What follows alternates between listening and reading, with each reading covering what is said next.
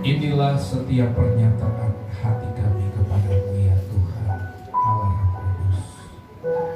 Engkau yang terutama di dalam hidup kami. Amin. Kami bersyukur kalau sampai hari ini kami ada sebagaimana kami ada. Ini semua karena kasih karunia-Mu ya Tuhan. Terima kasih untuk pertolongan Tuhan yang sungguh luar biasa atas kami umat-Mu di tempat ini, dan khususnya bagi gereja-Mu di tempat ini. Karena 19 tahun Tuhan sudah pelihara, Tuhan sudah jaga dan melindungi, bahkan Tuhan yang menolong kami sehingga kami boleh bersama-sama bertumbuh di dalam pengenalan kami akan Engkau ya Tuhan. Karena itu di hari yang penuh sukacita ini, di hari yang penuh dengan kebahagiaan ini ya Tuhan, kami seluruh umat-Mu menaikkan pujian syukur kami kepadamu ya Tuhan atas kasih dan anugerah-Mu. Dan kami percaya bukan hanya 19 tahun ini saja, bahkan sampai terus, bahkan sampai selama-lamanya Engkau tetap menyertai dan menolong kami, sehingga kami semakin bertumbuh di dalam Engkau, dan pengenalan kami kepadamu ya Tuhan semakin hari kami boleh semakin menjadi anak-anak-Mu yang dewasa di dalam Tuhan. Terima kasih Bapa. Sekarang saatnya kami mau duduk diam. Kami mau arahkan seluruh hati kami, perhatian kami hanya kepada Engkau saja. Biar pagi hari ini, di hari yang penuh sukacita ini, kami boleh mendengar suara-Mu ya Tuhan. Kami boleh ya Tuhan mendengar pesan-pesan-Mu atas setiap kehidupan kami. Dan ini merupakan ya Tuhan hadiah yang besar yang Tuhan berikan di hari yang penuh sukacita ini. Karena itu berbicaralah kepada kami Bapa. Kami siap dengar akan firman-Mu. Urapi hamba-Mu yang tidak ada apa-apanya ini Bapa. Biarlah Roh Kudus menuntun menerangi hati hamba-Mu, sehingga hamba-Mu berbicara atas kehendak-Mu, dan isi hati-Mu dicurahkan kepada setiap kami pada pagi hari ini. Seluruh jemaat-Mu yang sudah hadir di tempat ini, maupun yang masih yang di rumah sedang menyaksikan dan mendengar firman-Mu secara online, Tuhan kiranya Engkau juga yang melawat setiap mereka. Engkau juga yang menjamah setiap hati mereka, sehingga mereka pun boleh merasakan lawatan Tuhan yang ajaib, sehingga kami boleh menikmati semua berkat yang Tuhan sudah siapkan buat kami. Kami tahu kuasa iblis tidak tinggal diam. Dia berusaha mengganggu kami, dia berusaha menarik perhatian kami. Karena itu Tuhan, dengan sehati dan seiman kami berseru memanggil nama-Mu. Dalam nama Tuhan Yesus Kristus, segala kuasa iblis roh jahat yang ingin mengganggu kami, kami perintahkan Kau keluar dari tempat ini. Kiranya Roh Kudus tutup bungkus kami semua dengan kuasa, agar pagi hari ini kami boleh bersama-sama menikmati berkat yang Tuhan sudah siapkan buat kami. Berbicaralah kepada kami Bapa. Kami siap dengarkan firman. Dalam nama Tuhan Yesus Kristus kami berdoa. Haleluya. Semua yang siap diberkati katakan amin. Silakan duduk Bapak Ibu. Terima kasih untuk kepercayaan hamba-hamba Tuhan, gembala, ibu gembala dan juga seluruh majelis yang boleh mempercayakan saya di hari yang istimewa ini. Amin. Tahun 19. Saya merasa mendapat kehormatan karena ini sebenarnya ulang tahun tuh jatahnya Pak Gembala yang harus menyampaikan firman kepada jemaat, begitu ya. Tapi saya dipercayakan hari ini, dan saya bersyukur atas nama gembala dan juga seluruh majelis jemaat di TPA Roy Parumining mengucapkan selamat ulang tahun kepada GGP Kabar Baik. Amin. Kiranya usia 19 tahun ini, saudara-saudara, menjadi suatu momentum kebangkitan bagi umat Tuhan di tempat ini. Amin. 19 tahun itu bukan lagi bocah. Oke? Ya? Amin. Yang setuju dengan saya boleh katakan amin. Amin. Jadi Bapak Ibu, saudara-saudara bukan lagi anak-anak atau bocah di dalam Tuhan. 19 tahun loh. Beberapa waktu yang lalu anak saya Felicia, dia bilang begini, "Papa, 2 hari lagi aku 17 tahun." Dia lahir Februari. Jadi sebelum bulan Februari, di akhir Januari itu dia bilang, "Aku 2 hari lagi 17 tahun." Udah dewasa Pak, katanya gitu ya.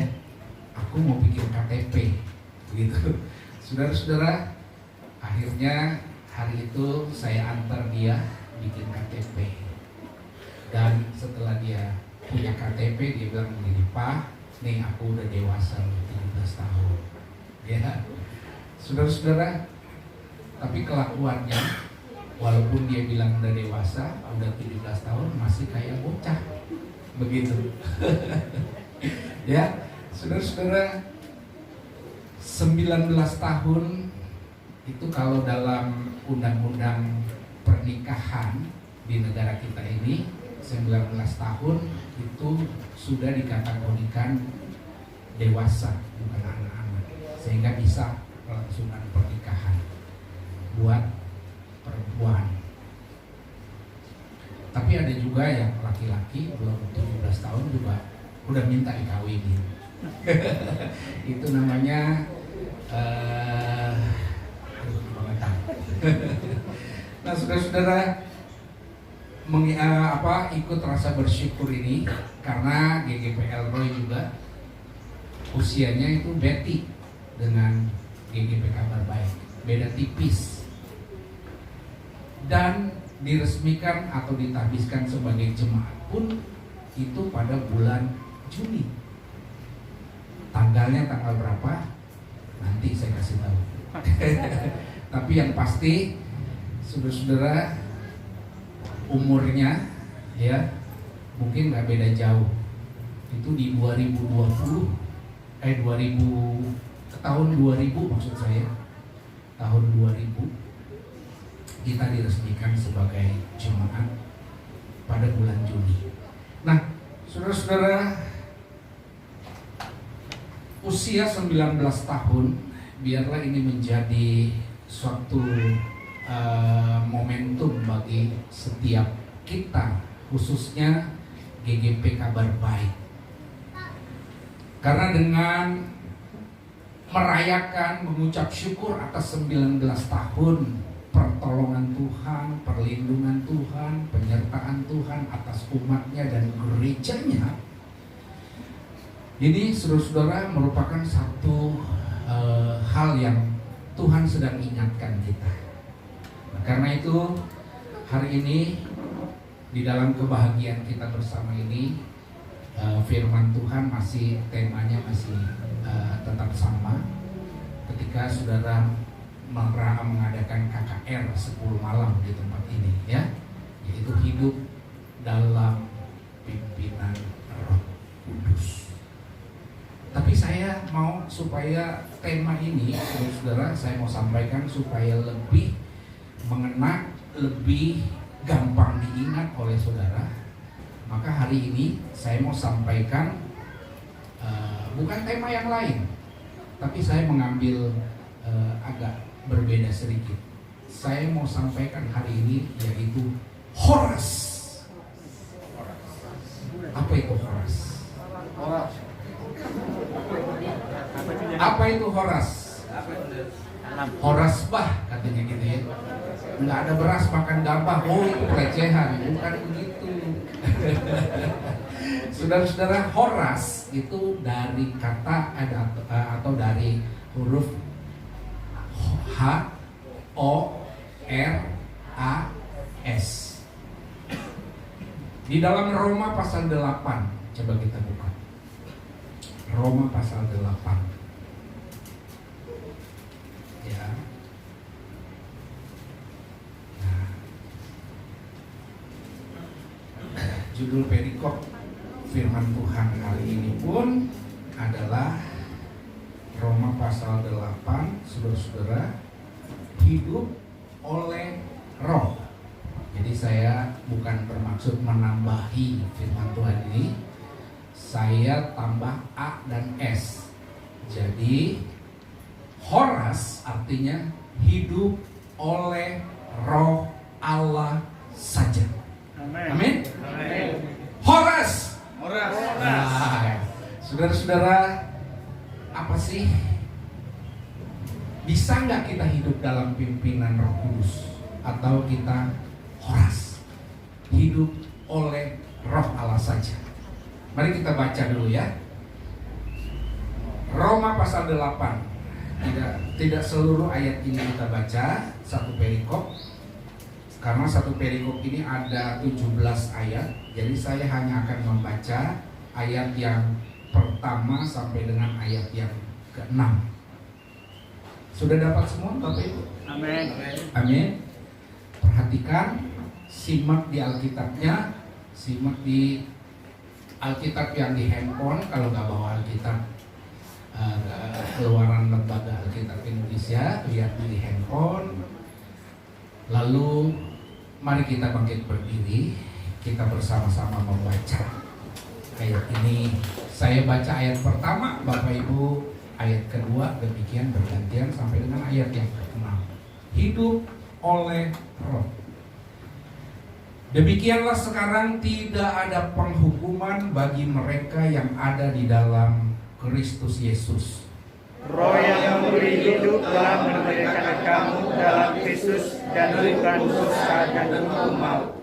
Sebab apa yang tidak mungkin dilakukan hukum Taurat karena tak berdaya oleh daging, telah dilakukan oleh Allah dengan jalan memutus anaknya sendiri dalam daging, yang serupa dengan daging, yang dikuasai dosa karena dosa. Ia telah menjatuhkan hukuman atas dosa di dalam daging, supaya hukum pada digenapi dalam kita yang tidak hidup menurut daging tetapi menurut roh. Sebab mereka yang hidup menurut daging memikirkan hal-hal yang dari daging. Mereka yang hidup menurut roh memikirkan hal-hal yang dari roh. Karena keinginan daging adalah maut, tetapi keinginan roh adalah hidup dan damai sejahtera. Amin. Silakan duduk kembali Bapak Ibu. Pada dasarnya bahwa kita manusia suka menentang Roh Kudus. Dan itu pun terjadi saudara-saudara pada umat Israel, bangsa Israel pada waktu mereka berkumpul di Yerusalem sebelum pencurahan Roh Kudus itu terjadi. Karena itu Lukas, penulis Kisah Rasul, dalam Kisah Rasul pasal 7 ayat 51 ya, mengatakan bahwa pada dasarnya kita selalu menentang Roh Kudus. Pada dasarnya kita selalu gak percaya, gak mau nurut, gak mau dengar-dengaran, dan tidak mau mengikuti Roh Kudus. Bapak Ibu silakan buka itu di dalam Kisah Rasul pasal 7 ayat 51. Oleh sebab itu Yesus berkata, dan ini perkataan Yesus diucapkan kepada murid-muridnya, kepada orang-orang yang mengikuti dia pada waktu itu.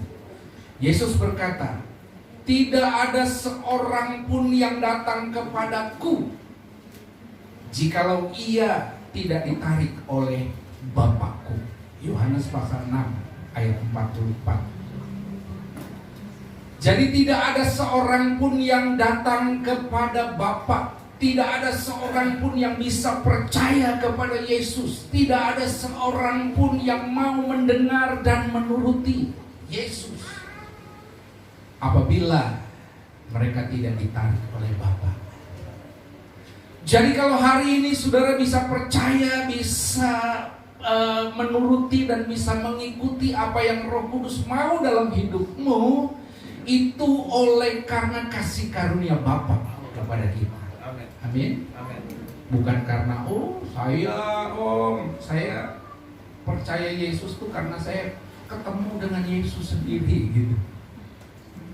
Ya. Oke.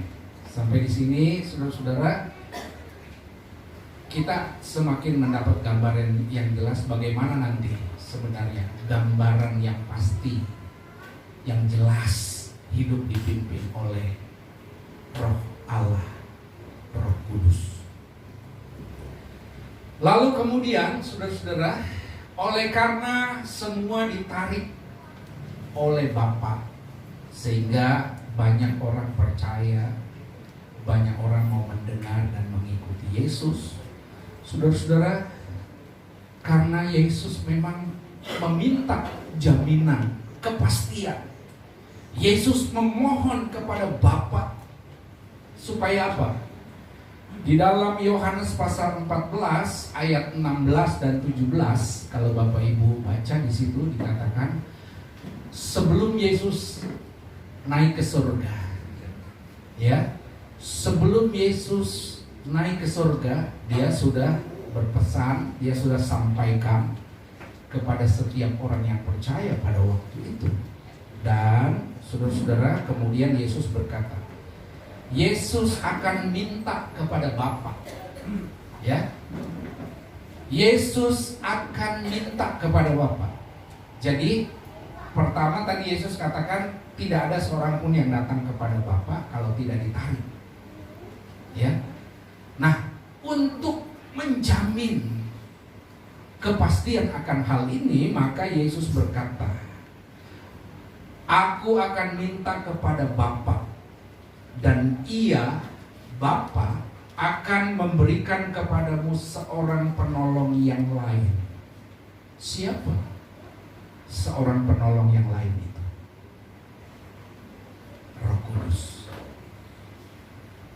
Untuk apa Yesus minta kepada Bapa? Supaya Bapa memberikan penolong yang lain kepada umatnya, kepada orang-orang yang percaya. Saudara-saudara, dikatakan supaya Ia menyertai kamu selama-lamanya. Haleluya. Amin. Ini jaminan, saudara-saudara. Yesus minta kepada Bapa supaya Bapa memberikan penolong yang lain, yaitu Roh Kudus, supaya saudara-saudara dan saya, supaya kita yang percaya kepadanya, Yesus selalu menyertai dan senantiasa menyertai sampai selama-lamanya. Amin. Amin. Luar biasa. Bukan hanya menyertai, Yesus katakan Ia tinggal di dalam kamu. Wow. Siapakah kita ini? Sampai Roh Kudus tinggal di dalam kita, di dalam hidup kita. Nah, oleh karena itu saudara-saudara,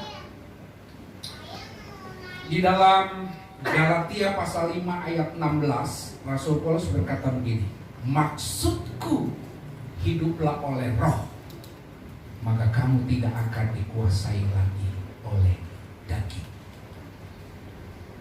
Jadi hidup oleh Roh Allah saja.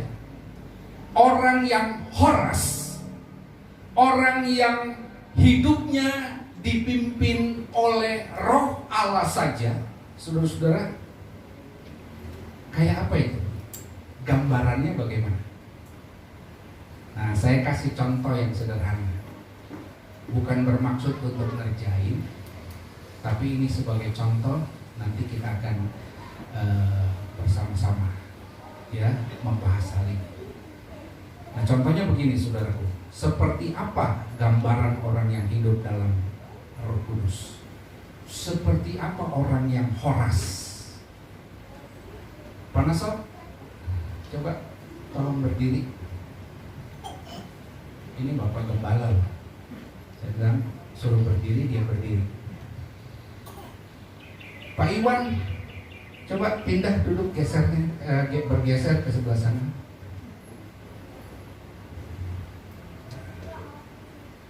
Sekarang Ibu Amel berdiri menghadap jemaatmu. Wah,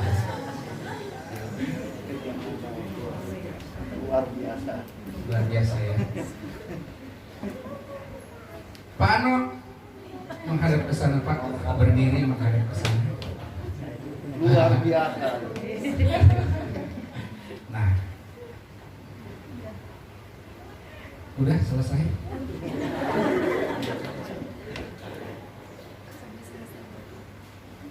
Ya, sekarang semua balik lagi ke posisi semula, Pak. Bapak duduk lagi, Pak Ano menghadap saya duduk, Ibu Amel dan Pak Iwan.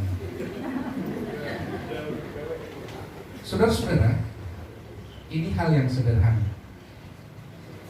Seringkali kita berkata, kenapa ribet banget ya? Ngapain ini Pak Cuncun nyuruh Pak Naso berdiri? Karena Pak Naso tahu siapa yang ngomong, dia kemudian mempercayai omongan saya, lalu kemudian dia melakukan. Begitu juga Pak Iwan, Ibu Amel, dan Pak Ano. Saudara-saudara, hidup dalam pimpinan Roh Allah saja adalah mendengar apa yang disampaikan oleh Tuhan kepadanya, mempercayai, lalu melakukan. Coba kalau Ibu Amel nggak percaya sama saya, ngapain Pak Cuncun saya suruh berdiri menghadap ke jemaat lagi, nggak ada kerjaan, gitu ya. Dia berhak menolak. Dia bisa menolak. Mereka yang berempat saya kasih contoh ini, ya punya hak untuk tidak melakukan.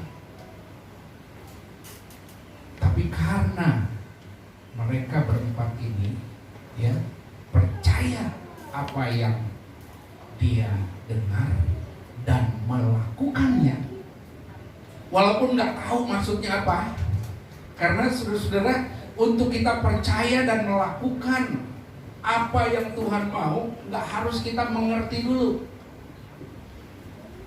Indah rencanamu Tuhan, luar biasa di dalam hidupku, walau ku tak tahu dan ku tak mengerti semua jalanmu. Amin. Amin. Kita nggak tahu, nggak ngerti apa yang Tuhan mau, tapi ketika Tuhan berkata, ini rencanaku kepadamu, kita mendengar, percaya, dan melakukan, maka semua indah pada waktunya. Amin. Nah, saudara-saudara, hari ini di usia yang ke-19, GGP Kabar Baik, dengar, ini pesan Tuhan kepada setiap kita. Hidup oleh Roh Allah saja. Amin. Nah, orang yang horas bukan orang yang nggak waras.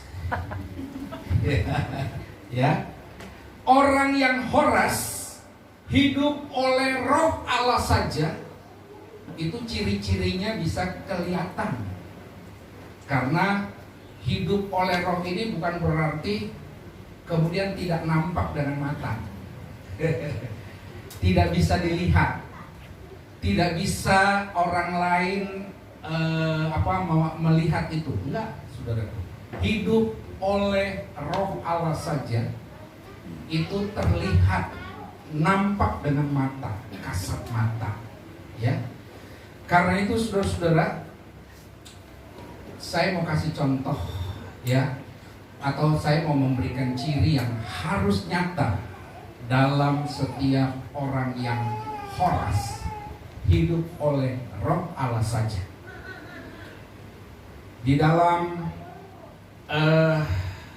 Kolose pasal yang kedua. Coba kita sama-sama membuka Kolose pasal 2 ayat 6 dan ayat 7.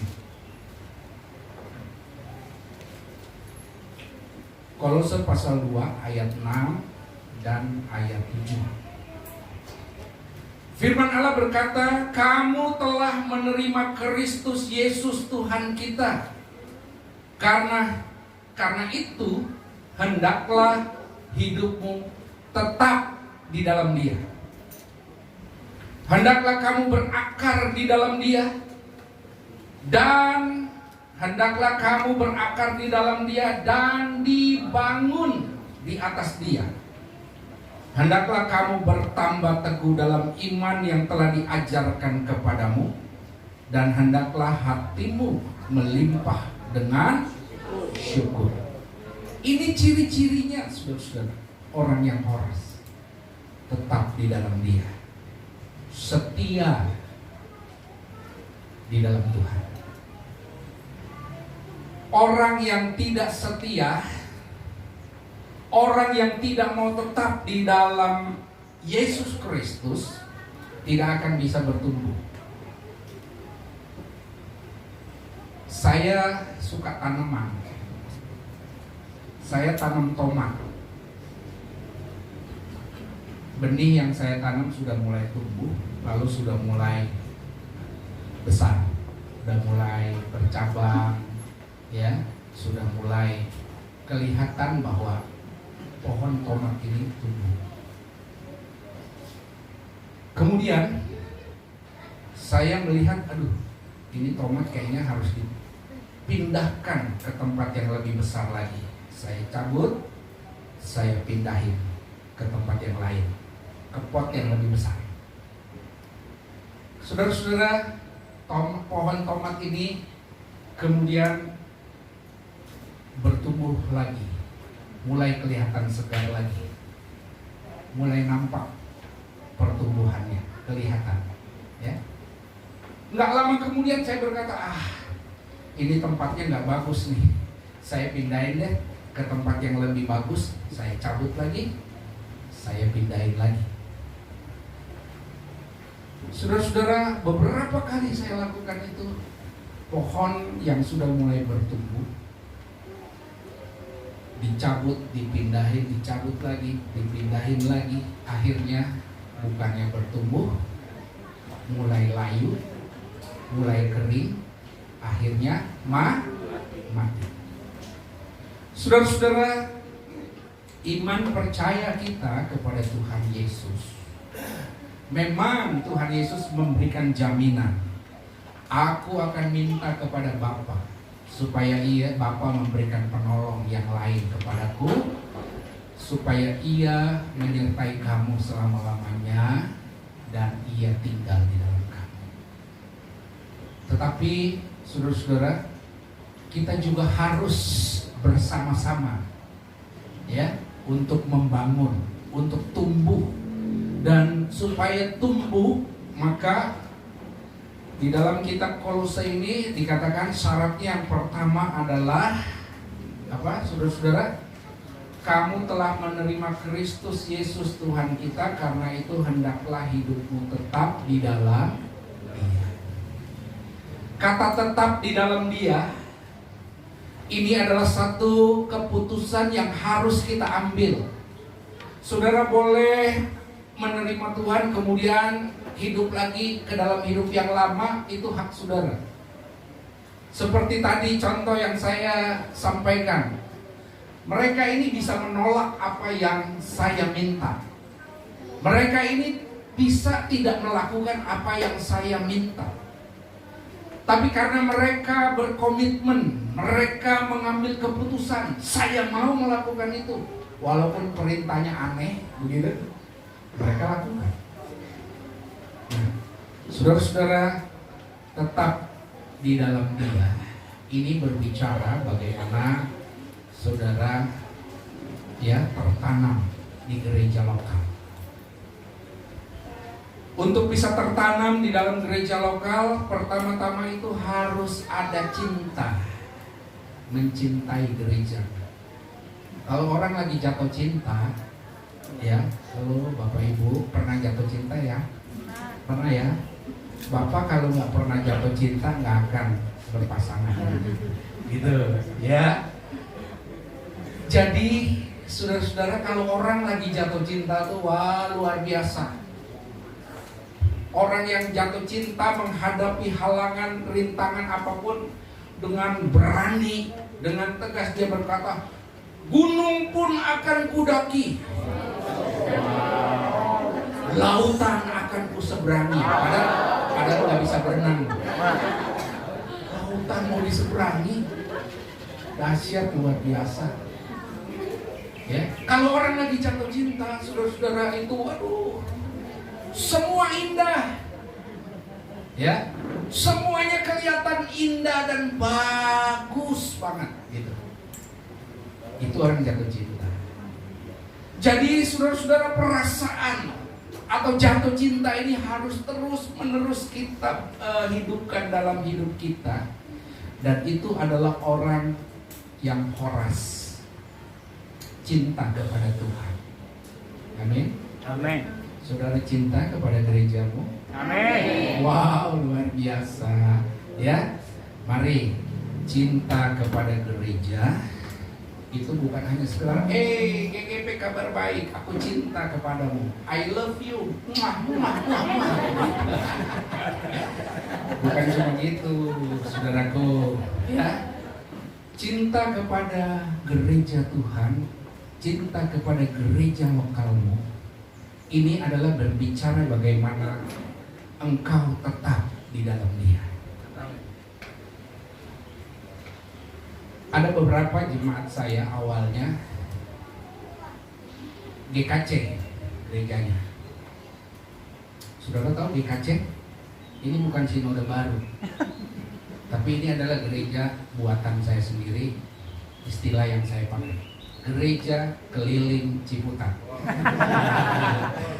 Jadi di Ciputat itu kan banyak gereja, pindah-pindah, ya. Bukan gereja keliling Curug, bukan. Ciputat, Curug mah enggak. Curug mah, wah, ini dah, gitu, ya. Mantap, luar biasa, begitu saudara. Ya, ini GKC. Jadi kalau dia pindah ke satu tempat, dia cerita, oh saya nggak bertumbuh di gereja itu karena begini, begono dan sebagainya. Semangat dia. Tapi belum lama kendor lagi, pindah lagi ke tempat lain. Di tempat lain pun berkata begitu, oh saya di sana tuh ini nggak didengerin, nggak di ini, nggak di wah di Jumatnya begini, begono dan sebagainya. Semangat. Kemudian dia semangat melayani di situ. Nggak lama kemudian melempem lagi, begitu. Udah selanjutnya silakan terusin aja. Ya, baik Bapak Ibu Saudara, tetap di dalam Dia. Amin. Oleh karena itu, biarlah setiap kita yang hidup hanya oleh Roh Allah saja. Mari kita mau tetap di dalam Dia. Karena Dialah yang memanggilmu, Dialah yang mempercayaimu, Dialah yang memelihara dan menyertai hidup. Amin. Amin. Luar biasa nih Tuhan kita. Tetap di dalam Dia. Amin. Mau setia? Amin. Pak Nasor sampai hari ini masih mencintai Ibu Siska? Sangat.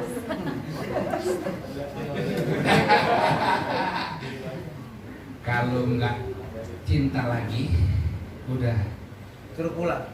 nanti Ibu Siska bersaksi dan ulangkan saja aku pada ibuku atau ayahku. Wah. Pak Nasor bilang yes. Kalau nggak cinta. Tapi kalau orang yang cinta, saudara-saudara, inilah yang di dalam Alkitab dikatakan dia mencintai amat sangat. Orang yang mencintai amat sangat itu contohnya seperti ini. Pak Nasor kalau ada laki-laki lain yang mulai melirik Ibu Siska, ngomong begini begitu dan sebagainya, mulai PDKT, Pak Naso diam aja nggak? Saya doain, Pak. Doanya biar cepat mati orang itu. Saudara-saudara, pasti Pak Gembala ini akan bela, akan mempertahankan, ya, supaya jangan ada seorang pun yang berani ganggu. Sudah Pak Naso berkata, langkahi dulu mayat saya. Jadi saudara-saudara, itulah orang yang cinta.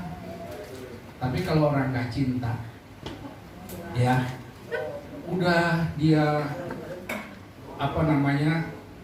berbuat baik, menolong, kelihatannya kurang terus, ya.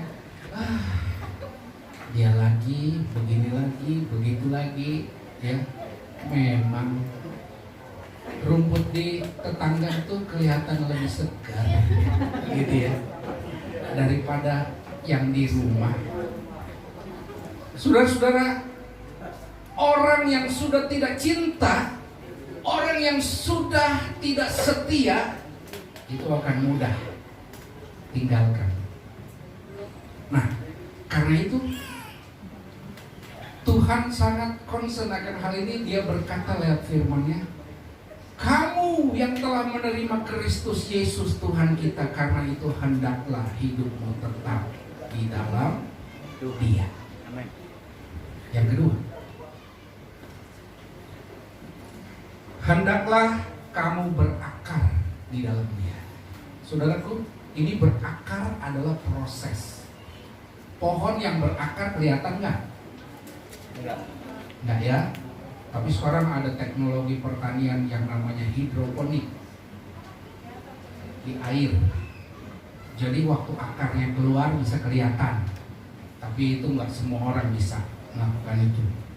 Ya. Tetapi pada umumnya pohon yang ditanam di tanah itu ketika berakar itu nggak kelihatan. Nah, proses inilah yang seringkali menyebabkan kita tidak bisa setia, tidak bisa tetap di dalam Dia. Karena apa? Proses berakar itu adalah proses yang tidak kelihatan. Orang lain tidak melihat, ya, sehingga apa yang kita lakukan, kita semangat melayani sepertinya kok gak dilihat. Pak Gembala diam-diam aja. Pak Gembala gak pernah puji saya. Masa dari dulu, dari 1 tahun sampai 19 tahun saya diminta hanya untuk doa persembahan terus, nggak pernah yang lain. Nggak di sini, di sana tuh di GKC, ya.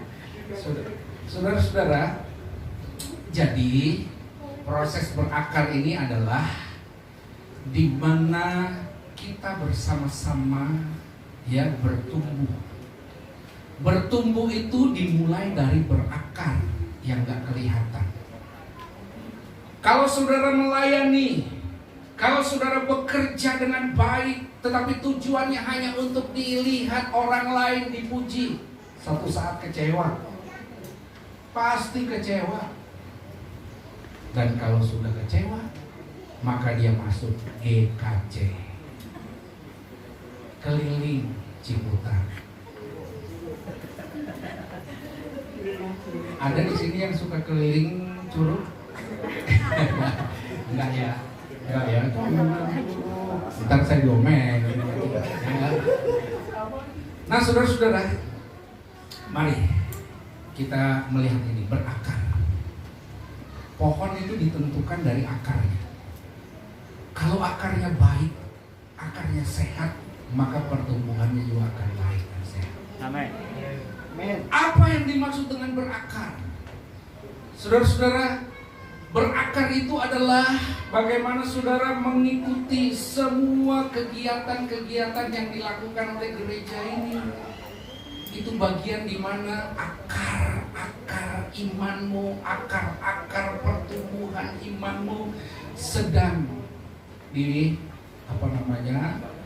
dipupuk gitu ya, supaya tumbuh akar yang baik. sedang dirawat, disirami, dikasih matahari dan sebagainya. Jadi proses berakar ini sangat rentan, sehingga membuat jemaat itu gampang sekali bergesekan, gitu.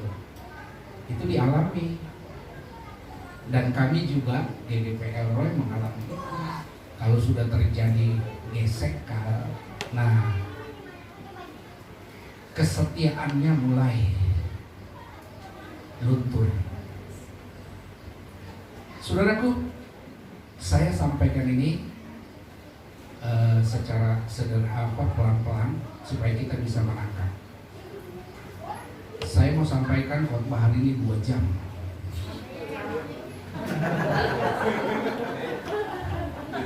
Siap? Siap tetap di dalam Dia? Amin, ya buru-buru aja Om. Kita belum potong kue nih. Ya, saudara-saudara, berakar. Ini bagian yang sangat-sangat urgent, penting buat kita mengerti. Anda tidak akan bertumbuh, Anda tidak akan berbuah, apalagi kalau akarnya nggak ada. Pohon yang nggak ada akarnya tidak akan bisa bertumbuh.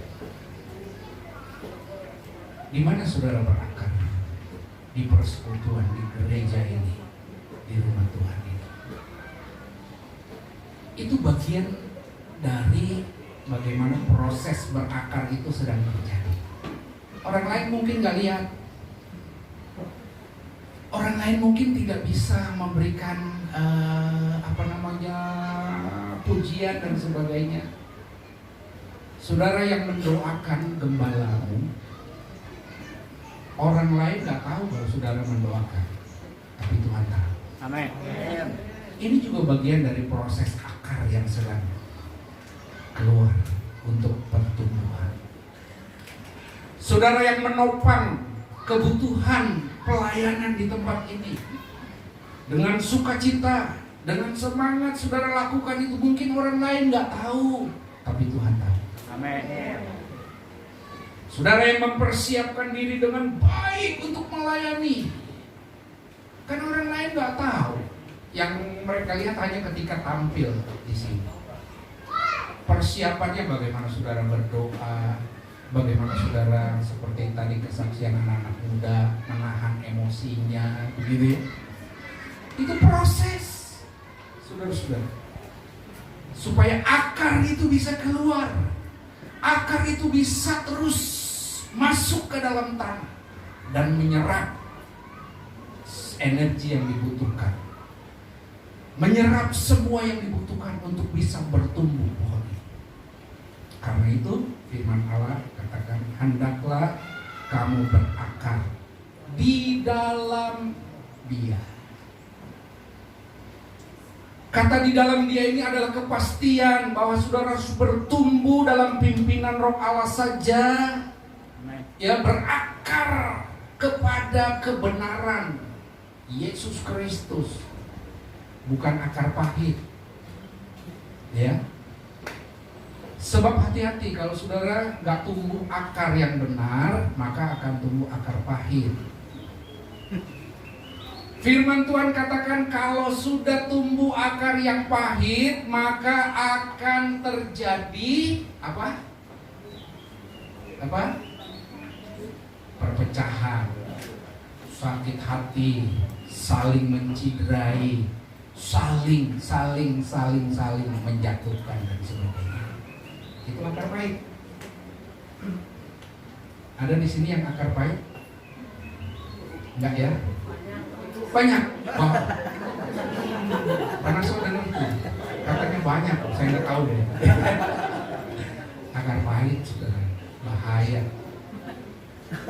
Kalau udah akar pahit dimanapun, maka tumbuhnya jadi pahit.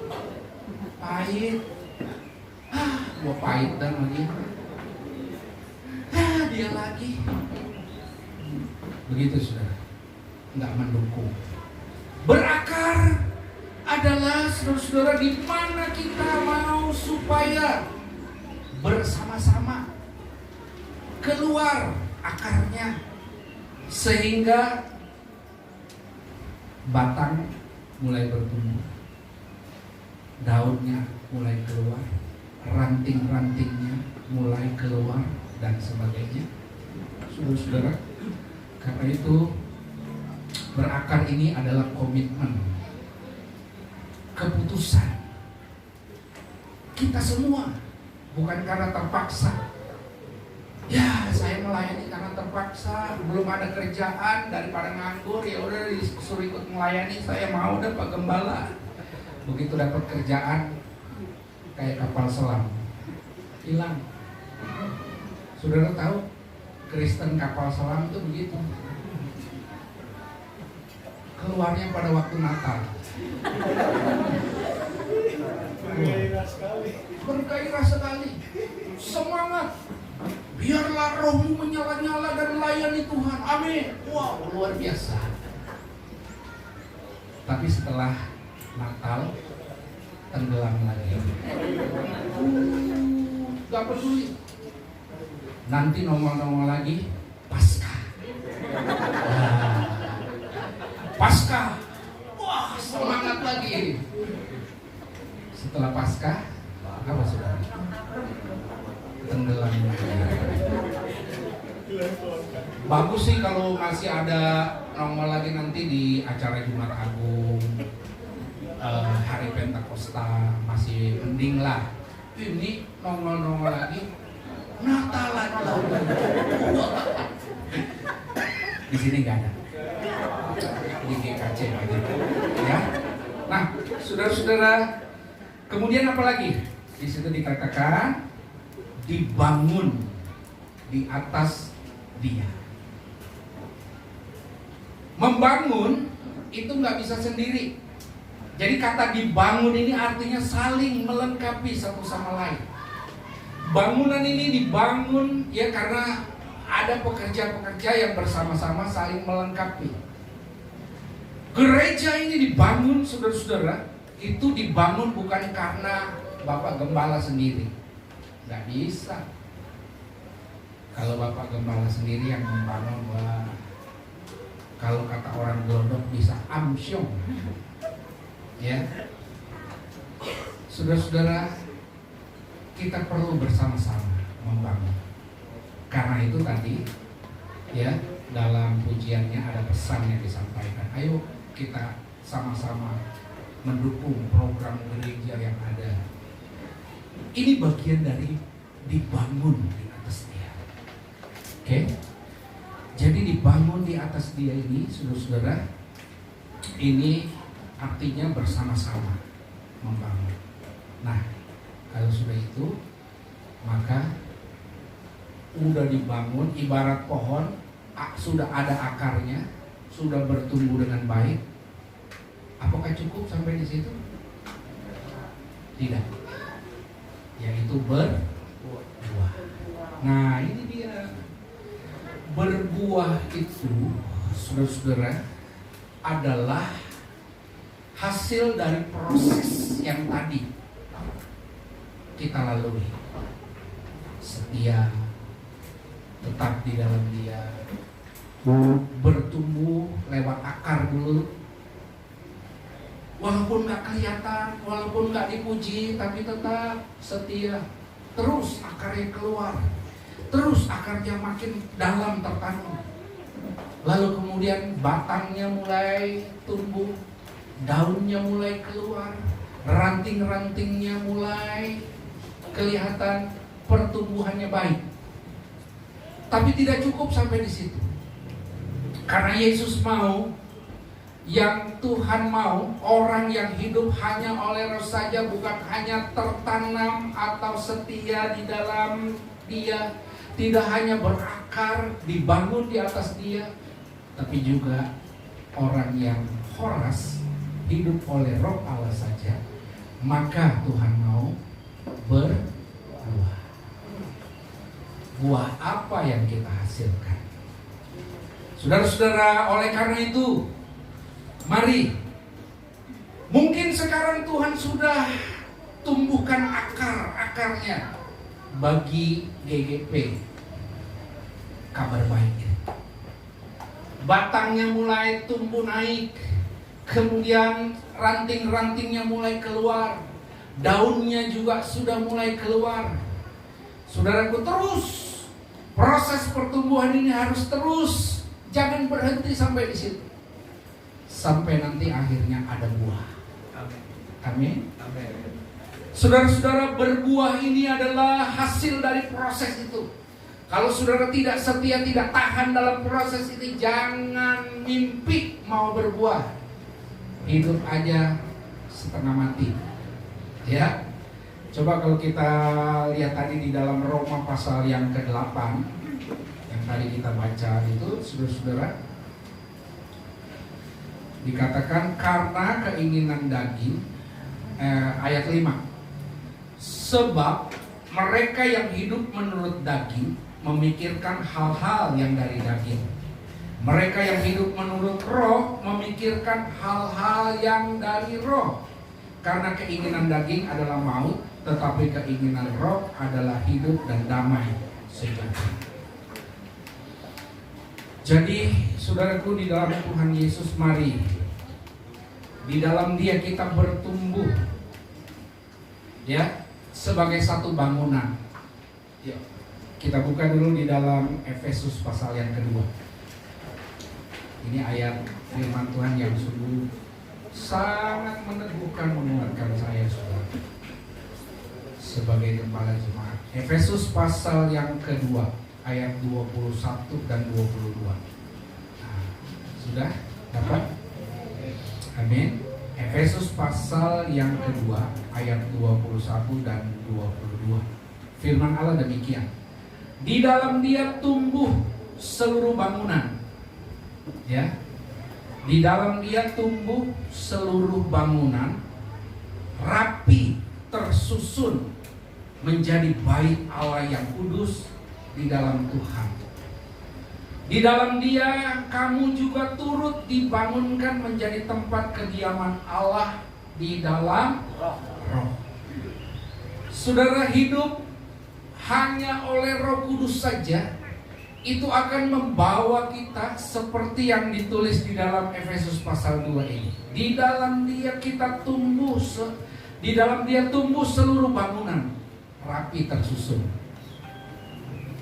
Mungkin bangunan ini bahan bakunya kan berbeda-beda, ya, berbeda-beda, tetapi ketika disatukan, disusun rapi, jadi bagus seperti ini.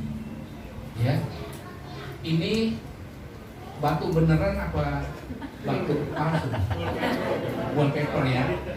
Tapi udah nggak perlu kita pikirin wallpaper. Ini batu kelihatan bagus.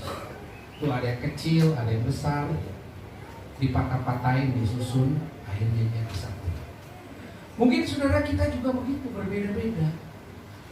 Tapi firman Tuhan katakan di dalam Dia, ya, tumbuh seluruh bangunan rapi tersusun menjadi bait Allah yang kudus. Amin. Amin.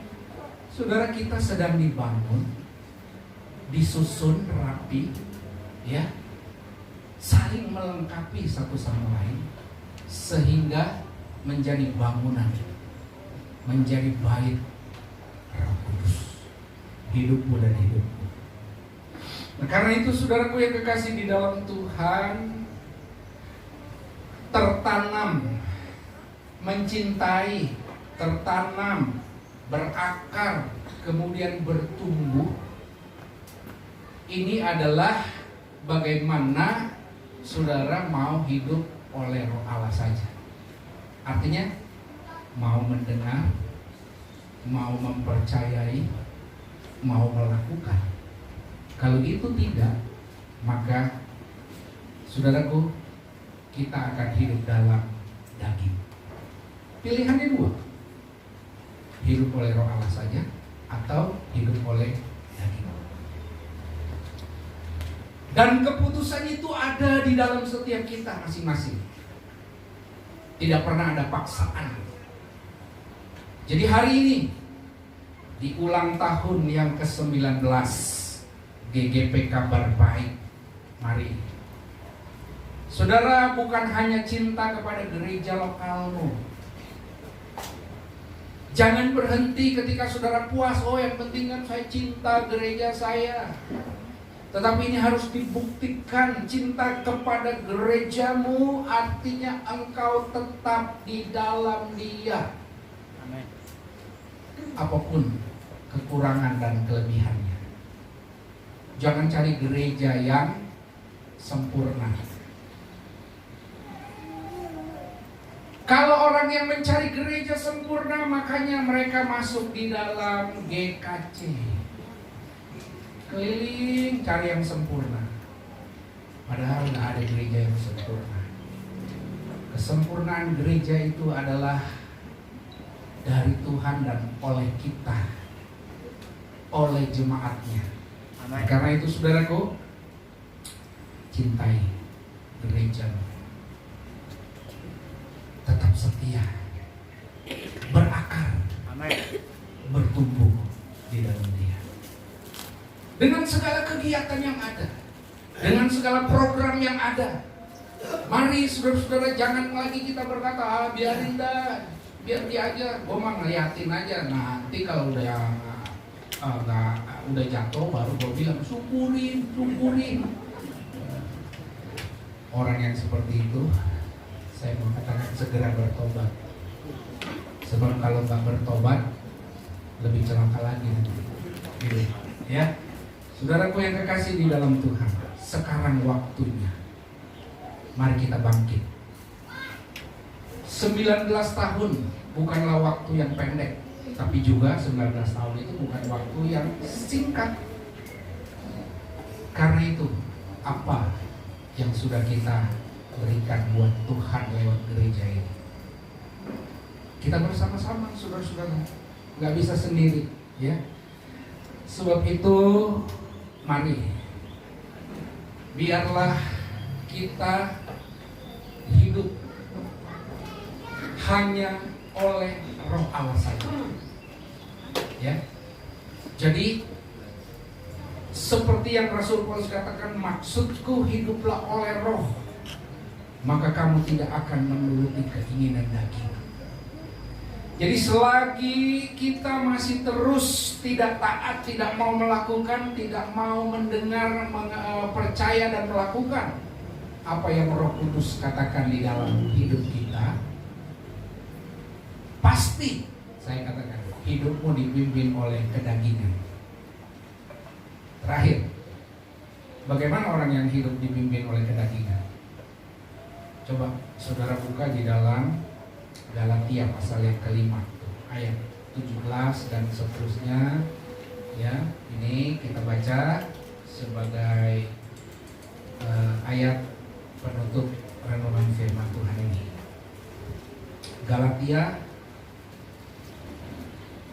pasal yang kelima, saudara-saudara, ayat 17 dikatakan apa di situ?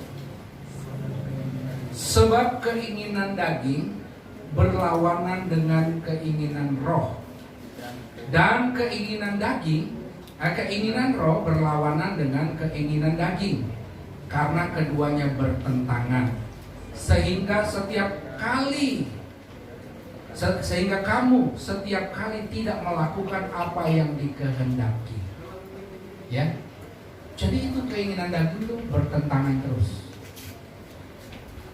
Sekalipun dari mulut ini berkata, oh saya cinta gereja saya, tapi karena hidupnya masih dikuasai keinginan daging, program-programnya nggak disupport, saudara tidak mau ikut terlibat di dalamnya, saudara tidak mau ambil bagian di dalamnya, itu sama dengan ayat 17 ini. Ya, keinginan daging itu selalu bertentangan dengan keinginan roh. Karena itu saudaraku, ini saatnya, mari kita bangkit. Mari kita keluar dari belenggu kedagingan. Belenggu kedagingan itu hanya bisa terlepas, hanya bisa kita putuskan belenggu itu apabila kita mau hidup hanya oleh Roh Allah saja. Amin. Amin. Horas. Amin.